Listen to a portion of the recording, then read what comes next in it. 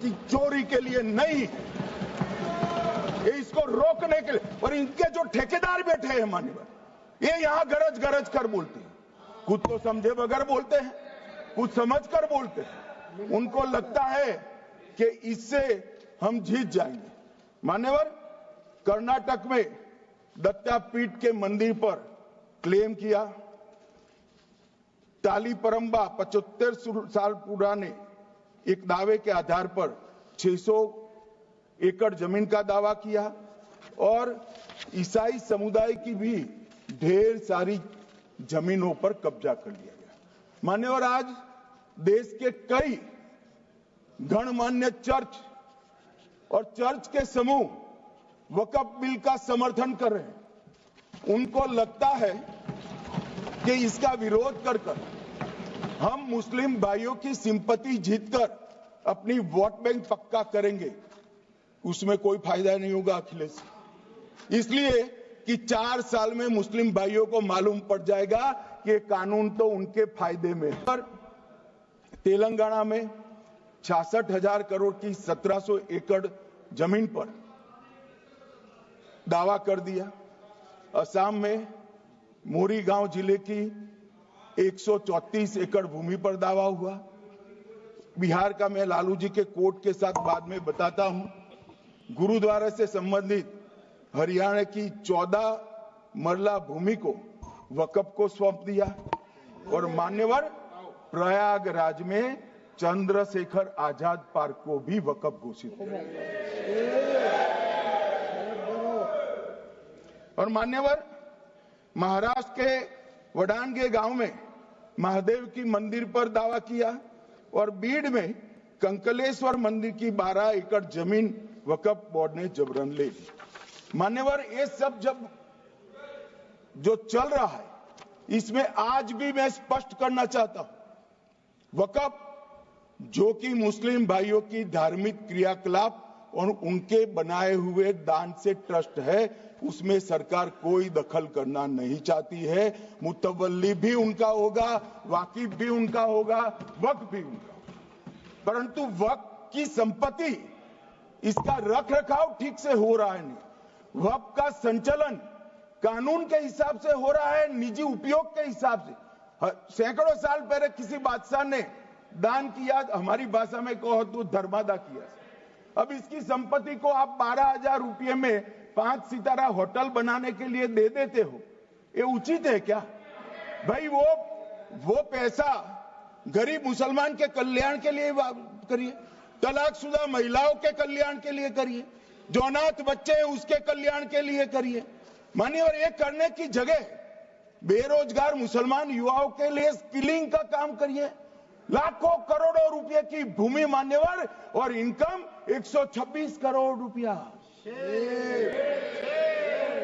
Railway की जितनी जमीन है, जिसमें हजारों करोड़ लाखों करोड़ का रेलवे का कारोबार चलता है, इतनी भूमि वक्फ के पास है और इनकम 126 करोड़ रुपया। मान्यवर कहते हैं कि इनकम का क्या उद्देश्य है?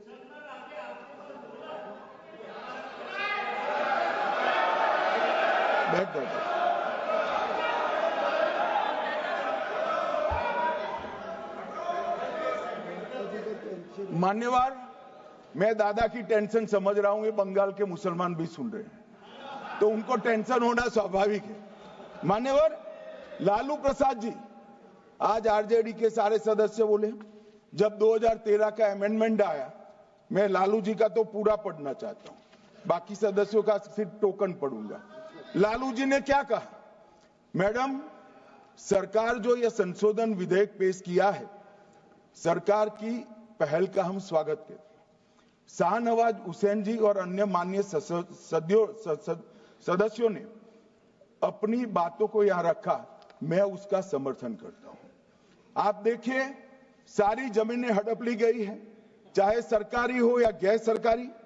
वक्फ बोर्ड में जो काम करने वाले लोग हैं, उनके द्वारा सारी प्राइम लैंड को बेच दिया गया है।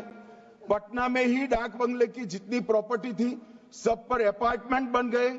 इस तरह की काफी लूट खसोट हुई है। हम संशोधन विधेयक तो आपको अंत में लाए हैं, समर्थन करते हैं, लेकिन मैं चाहता हूं कि भविष्य में आप कड़ा कानून लाइए और ये जो चोरी करने वाले लोग हो उनको जेल की सलाखों के पीछे। अब साहब, लालू प्रसाद की इच्छा इन्होंने तो पूरी नहीं की, नरेंद्र मोदी जी ने पूरी कर दी। ये लालू जी ने कहा था एक कड़ा कानून लाइए। मान्यवर शरीफुद्दीन शरीफ उन्होंने कहा मंत्री जी समझते हैं कि शायद इससे मुसलमानों का वोट मिल जाएगा, लिहाजा मुसलमान लोगों ने भी खुद ही तबाही मचाई है, इसलिए मैं गुजारिश करूंगा कि इसके लिए आप सख्त कानून बनाइए, उनके हाथों में हथकड़ियां पहनाइए और जो उनके कब्जे किए हैं वो जमीनों बेचकर गरीब और तलाकशुदा मुस्लिम बहनों का कल्याण करिए। इसके बाद श्री हमीदुल्लाह सैयद लक्षद्वीप से थे, उनका भी इसी टोन का भाषण है। और मान्यवर, मैं आज की बात नहीं कर रहा हूं, 2013 का जो बिल कांग्रेस पार्टी लेकर आई, इसके विरोध में इनके समर्थकों ने जो कहा था मान्यवर ये है। और क्या होगा भाई इससे? पारदर्शी ऑडिट होगी, आज ऑडिट ही नहीं हो रही, रिपोर्ट ऑनलाइन जमा करने की सिस्टम नहीं है, वो होगी, रिपोर्ट देनी पड़ेगी, बैलेंस शीट जमा करनी पड़ेगी, ऑडिट होगी, कैग के रिटायर्ड ऑफिसर ऑडिट करेंगे और मान्यवर पारदर्शिता आएगी। इससे क्यों डरना चाहिए किसी को? पारदर्शिता से क्यों? और वक्फ बोर्ड और वक्फ परिषद, इसका कोई ऑर्डर हम ऐसा नहीं लिख रहे हैं कि कोर्ट में नहीं जा सकते। आपने तो कर दिया था कि ये ऑर्डर को कोई कोर्ट में चैलेंज ही नहीं कर सकता, पूरा संविधान वहां समाप्त कर दिया मान्यवर। और मान्यवर, हम तो इसको कहते हैं कि कोई भी चैलेंज कर सकता है कायदे की अदालत में। इस देश में संविधान का राज है, ग्रीवेंसेस जिसका भी हो कोर्ट में जा सकता है। 2013 में जिसकी भूमि हड़पी, इसके ग्रीवेंसेस को भी कोर्ट के फोरम से बाहर करने का पाप एक कांग्रेस पार्टी ने किया। मान्यवर, एक अफवाह और फैला रहे, प्रोस्पेक्टिव इफेक्ट से आ रहा है। मैं स्पष्ट कर देना चाहता हूं, इस सदन में बोलने के वक्त जिम्मेदारी के साथ बोलना चाहिए। अगर ये कानून का पहला पेज और तीसरी तक धाराएं भी पड़ी होती तो इसमें स्पष्ट लिखा है ये कानून का अमल जिस दिन पारित होने के बाद भारत सरकार नोटिफिकेशन बाहर निकालेगी उस दिन के बाद होगा।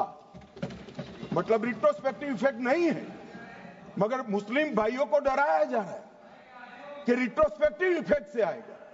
मान्यवर, ये कह रहे कलेक्टर क्यों रखा है?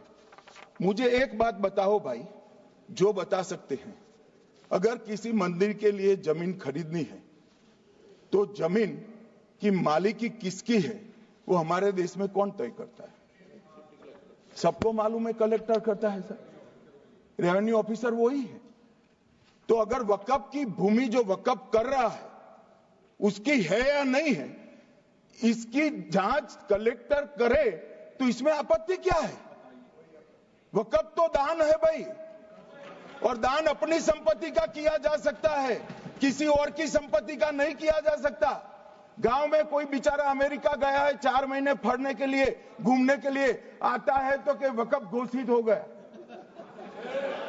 कोई कारोबार करने के लिए दिल्ली आया, आता है तो कि वक्फ घोषित हो गया।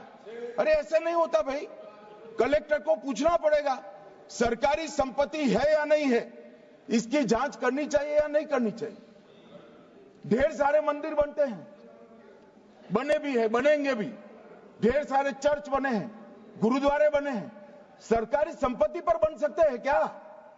नहीं बन सकते मान्यवर। जहां वक्फ की घोषणा होती है वो भूमि सरकारी है या नहीं है वो सत्यापित करना ही चाहिए, और कलेक्टर के अलावे इसको कोई सत्यापित नहीं। मान्यवर, इन्होंने मैंने पहले भी बताया मान्यवर, कोर्ट को भी रास्ते से निकाल दिया। मैं बाद में बात करता हूं मान्यवर, ये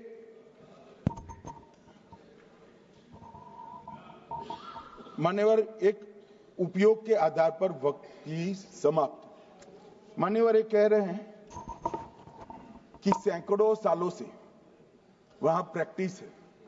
अब वो तो वक्फ रजिस्टर हो गया, आपने घोषित कर दिया, वक्फ में रजिस्टर भी हो गया, अब इसका सवाल नहीं है। मगर सैकड़ों साल की प्रैक्टिस, मुगलों के समय की प्रैक्टिस आज घोषित की जा सकती है क्या? अगर वहां नमाज पढ़ रहे हैं तो लोग देखते होंगे, कब्रिस्तान होगा लोग देखते होंगे, दरगाह होगी तो लोग देखते होंगे, और घोषित भी हो चुका होगा, रजिस्टर भी हो चुका होगा।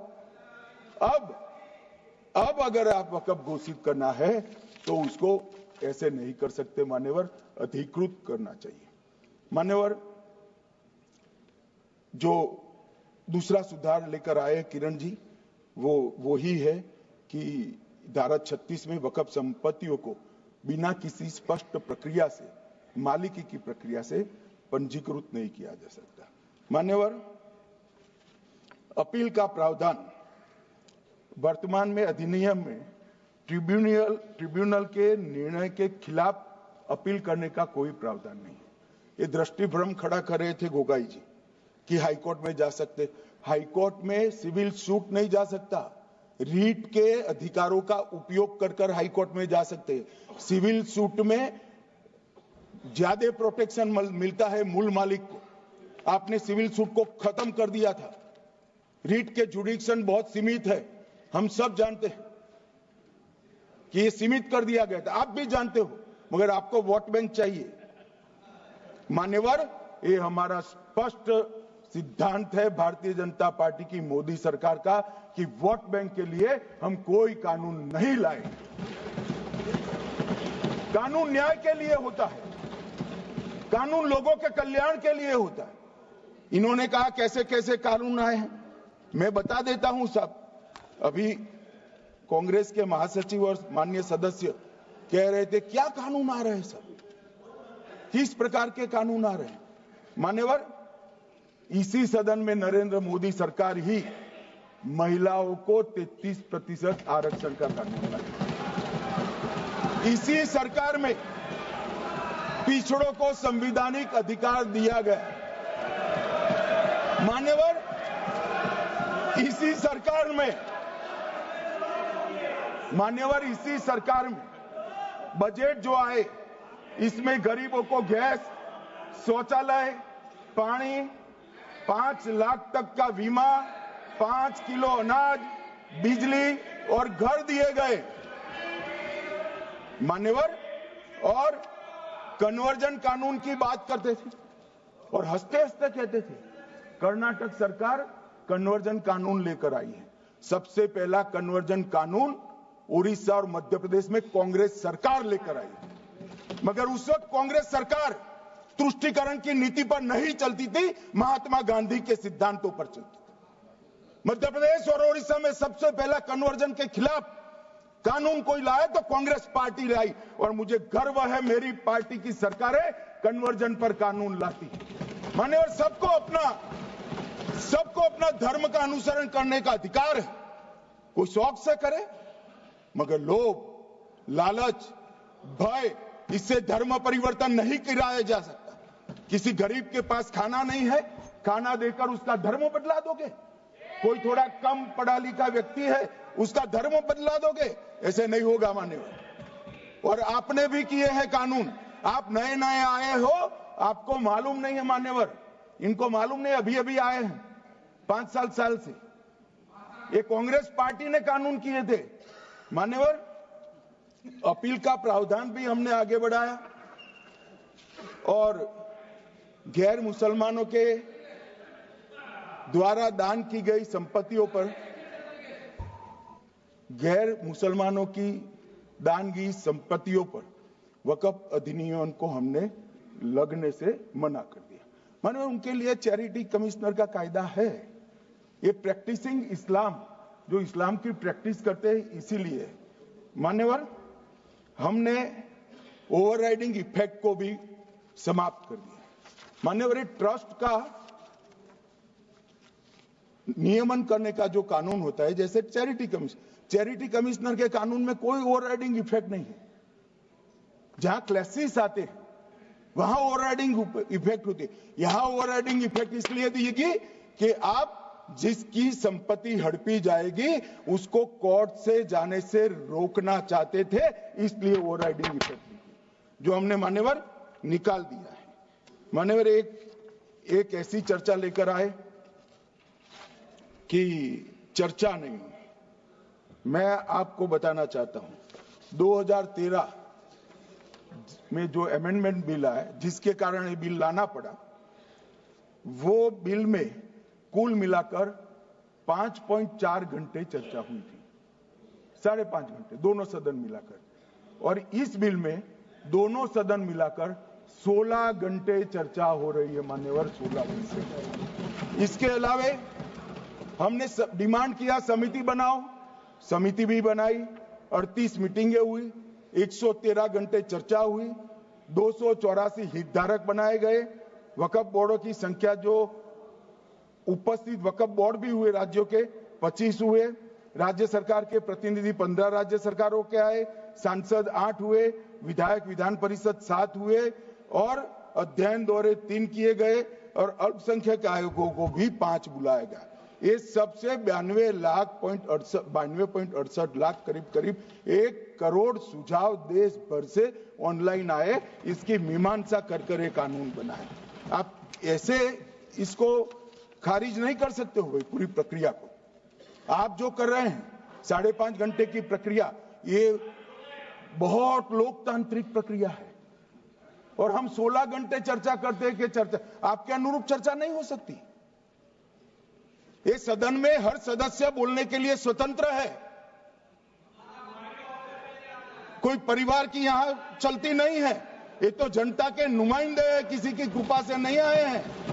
मान्यवर, जो दिल में है, जो जनता की आवाज है, वो रखेंगे।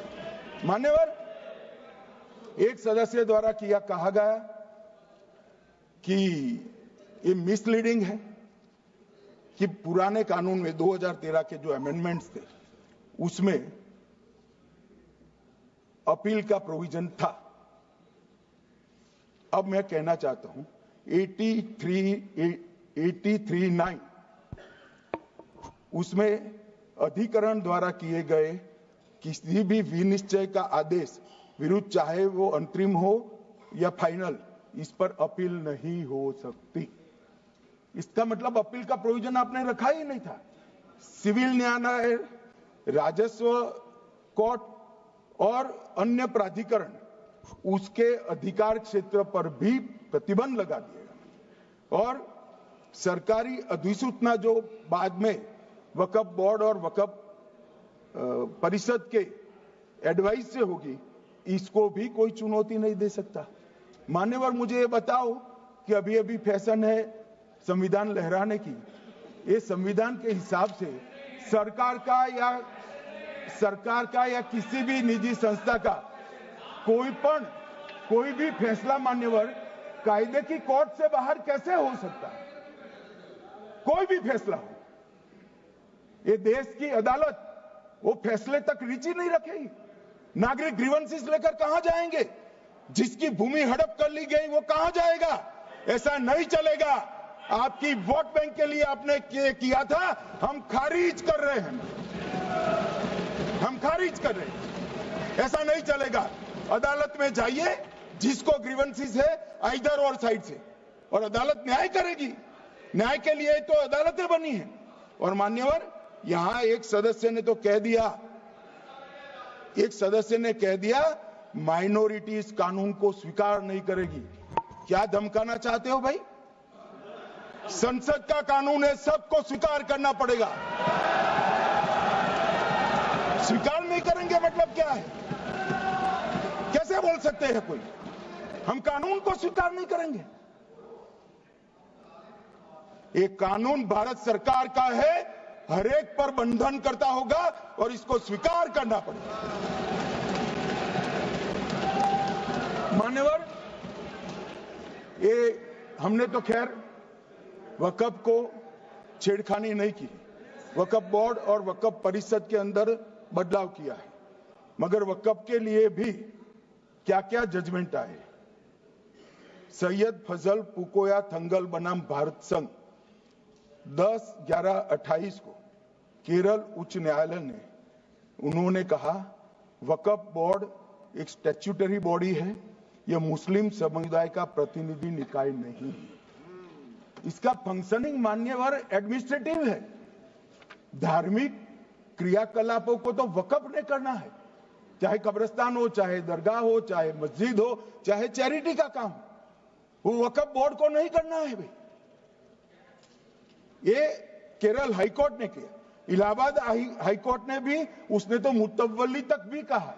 अगर हम मुतवल्ली तो जो धर्म का है वही रखेंगे।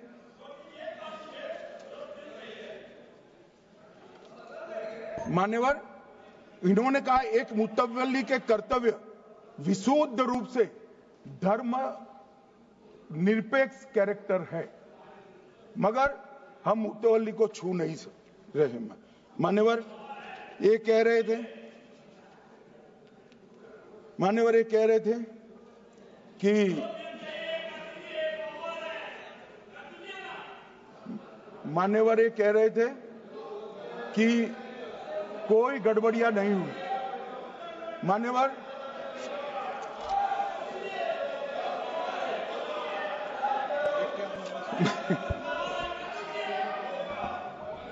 मान्यवर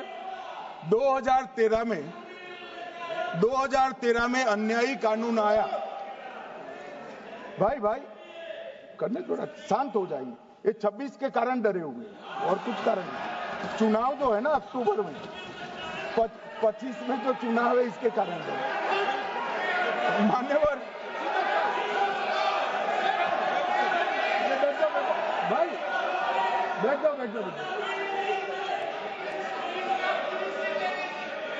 मान्यवर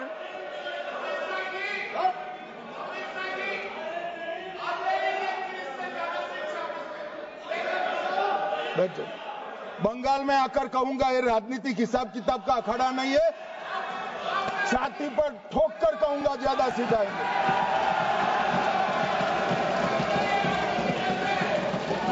मान्यवर 2013 के, अरे बैठ जाओ वकील साहब बैठ जाइए। मान्यवर 2013 में वो भी रिपीट होने वाले हैं। मान्यवर 2013 में बैठ जाओ। मान्यवर 1913 से लेकर 2013 तक 1913 से 2013 तक वक्फ बोर्ड का कुल एकड़ में भूमि सब वक्फ का मिलाकर 18 लाख एकड़ था। मेरी विनंती है सभी सदस्य इसको ध्यान से सुनिए। 1913 से 2013 तक 18 लाख एकड़ और 13 से 25 तक एक कानून बनने का परिणाम क्या आया, और नई 21 लाख एकड़ भूमि बढ़ गई। अब मान्यवर 39 लाख एकड़ जो भूमि है उसमें 21 लाख एकड़ 13 के बाद। अब ये कह रहे हैं कि इसका दुरुपयोग नहीं हो रहा है। मान्यवर, और लीज पर दी गई संपत्तियां 20,000 थी और 25 में रिकॉर्ड के हिसाब से, हो सकता है गलत भी हो सकता है, रिकॉर्ड्स के हिसाब से शून्य हो गई। तो मान्यवर संपत्तियां कहां गई? मान्यवर बेच दी गई। किसकी संपत्ति से, किसकी परमिशन से बेचा? मान्यवर मैंने पहले ही कह दिया कि केरल और देश भर के Catholic bishop council, Catholic bishop conference of India, Catholic Congress Kerala, भारतीय कैथोलिक धर्मगुरुओं की महासभा, केरल चर्चों की संयुक्त परिषद, कैथोलिक कांग्रेस केरला, ये सब ने इस बिल का समर्थन करा है और कहा है अन्यायी 2013 का सुधार। हम अकेले नहीं कह रहे मान्यवर। और मान्यवर इसी एक्ट में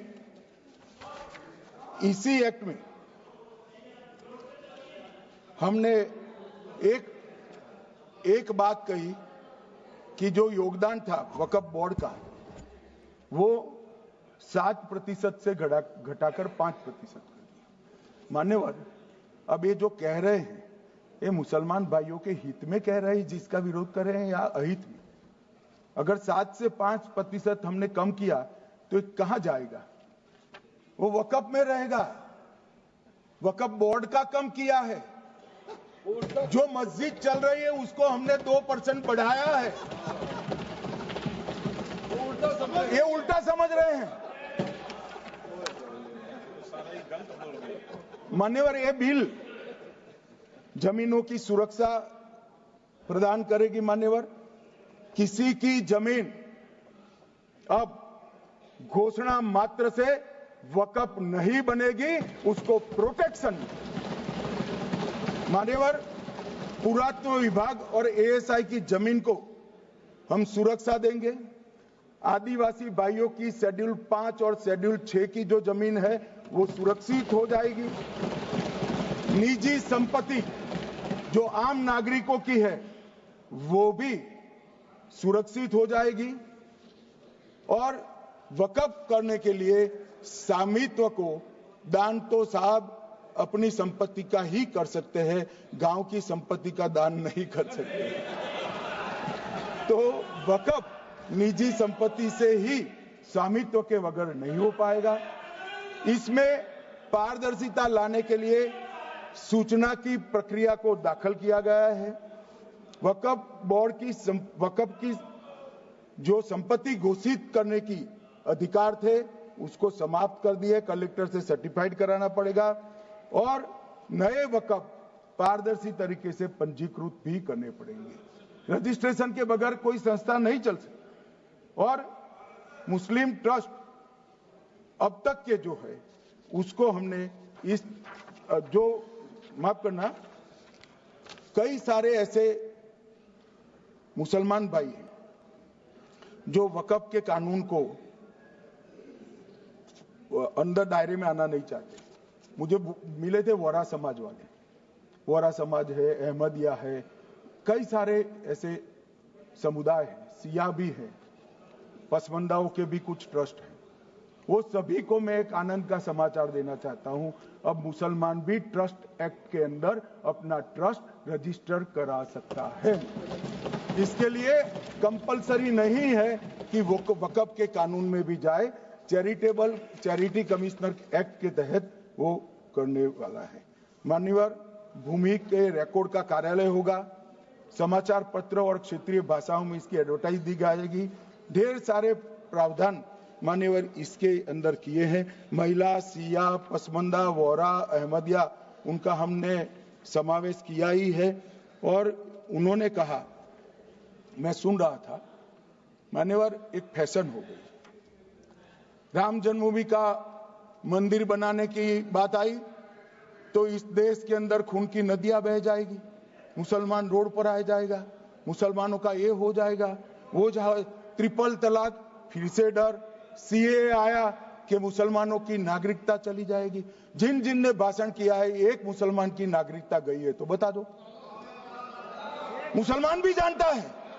और मैं तो आपके माध्यम से देश के मुसलमानों को अपील करना चाहता हूं, मान्यवर, मैंने बहुत झेला है। ये कहते थे कि सीए कानून मुसलमानों की नागरिकता लेने 2 साल हो गए, एक भी मुसलमान की नागरिकता गई है तो सदन के पटल पर रखी। कितना झूठ फैलाया इन्होंने।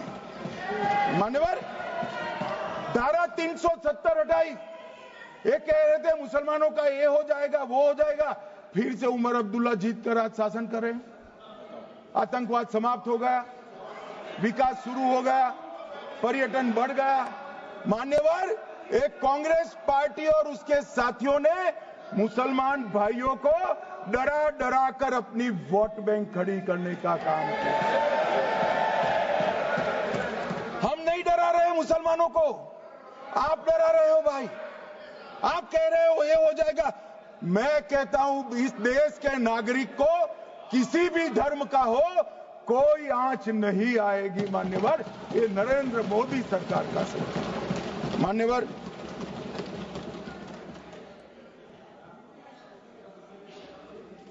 इनको मान्यवर ना पिछड़ों की चिंता है ना मुसलमानों की। ये सालों से जातिवाद और तुष्टीकरण इसके आधार पर काम करते हुए आए हैं और जातिवाद और तुष्टीकरण की राजनीति कर अपने परिवार की पॉलिटिक्स को आगे बढ़ाए हैं। मगर 2014 से मान्यवर जातिवाद, तुष्टीकरण और परिवारवाद को एक साथ नरेंद्र मोदी ने समाप्त कर विकास की राजनीति इस देश में प्रस्तावित की। पॉलिटिक्स ऑफ परफॉर्मेंस, परफॉर्म करिए और चुनकर आइए। 3 टर्म मोदी जी को चुना है और 3 टर्म भारतीय जनता पार्टी की सरकार रहने वाली है। मेरी बात ठीक कर। मान्यवर, अंत में मैं किरण जी को बहुत बहुत बधाई देना चाहता हूं कि बहुत अभ्यास कर सारे दूषणों को निकालकर वक्फ कानून को शुद्ध, पारदर्शी और उद्देश्यों को समर्पित बनाने का काम रिज्जू साहब लेकर आए हैं। मैं इसका समर्थन करता हूं। ईटी मोहम्मद बशीर, आप कुछ बोलना चाहते थे? छोड़िए, गृह मंत्री जी ने विषय रख दिया। मेरा नाम सर माननीय वेणुगोपाल जी ने लिया था और सर मैंने बड़ा स्पष्टता से सर कह दिया था। ईटी मोहम्मद बशीर बाद में करो। ईटी मोहम्मद बशीर छोड़िए। ET Mohammed Basheer. Sir, thank you very much. Honorable Home Minister has committed a speech, lengthy speech, claiming as he is the savior of the minority.